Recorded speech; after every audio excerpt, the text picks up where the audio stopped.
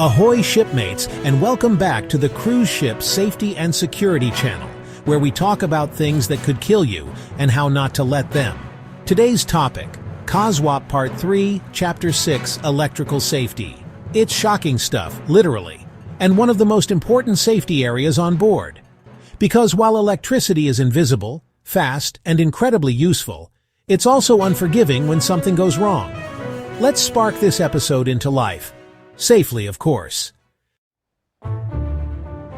Ships are floating metal structures surrounded by salt water. In other words, ideal conditions for electrical danger. Hazards include electric shock, burns, fires and explosions, equipment damage, arc flash injuries, and electrocution from improper isolation. And remember, most electrical systems at sea operate at higher voltages than those on land.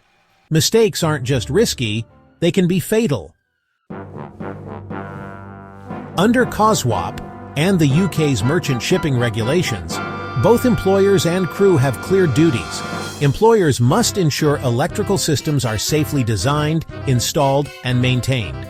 Only allow qualified personnel to carry out electrical work, provide the correct tools and PPE, and implement procedures for isolating and working on electrical systems. Crew must never tamper with electrical systems they aren't trained to work on. Always report damaged or faulty equipment, follow isolation and lockout, tagout procedures, and never ignore warning signs, scorched outlets, or buzzing panels. Electricity doesn't give second chances. COSWP is crystal clear. You must be trained and authorized to touch it. So let's talk about day-to-day electrical gear. COSWP says, use marine-approved equipment only. Check for damaged cables, exposed wires, or cracked casings before use.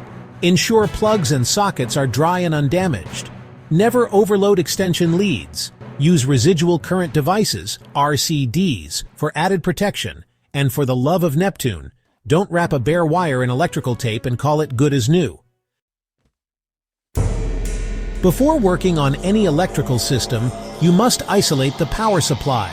Apply a lockout device and tag to prevent accidental re-energizing. Confirm the circuit is dead using a voltage tester. Inform everyone nearby, and keep the key to the lock on you at all times. This isn't just for engineers. Even simple maintenance, like replacing a light fitting, needs proper isolation. From kettles and fans to power tools and radios, portable appliances are everywhere on board.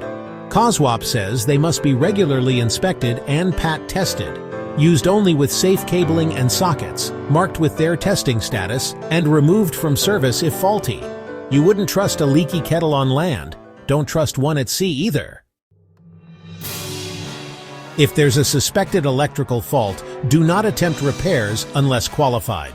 If someone receives an electric shock, do not touch them directly. If they're still in contact with electricity, shut off the power source immediately, raise the alarm, administer first aid or CPR if trained, and report and record the incident formally. COSWP requires all electrical incidents to be investigated, no matter how minor they seem. The COSWP principle is simple. Electricity must be treated with respect. Only competent persons must work on electrical systems and only under strict controls. Your best defense? Good training, careful inspection, proper PPE and tools, and the confidence to stop work if it's not safe. Let's wrap up COSWP Chapter 6. Electricity is essential and deadly if mishandled. Only trained crew may work on electrical systems.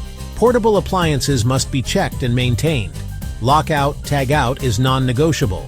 And even small faults must be reported, so stay alert. Because if you think electricity's harmless, you haven't met an arc flash. Hit like, subscribe, and share this with that one crewmate who thinks twisting wires together is not just temporary. Next time, we tackle Chapter 7 Machinery Spaces, where everything is hot, loud, spinning, and slightly oily. Until then, stay safe, stay insulated, and don't take chances with current.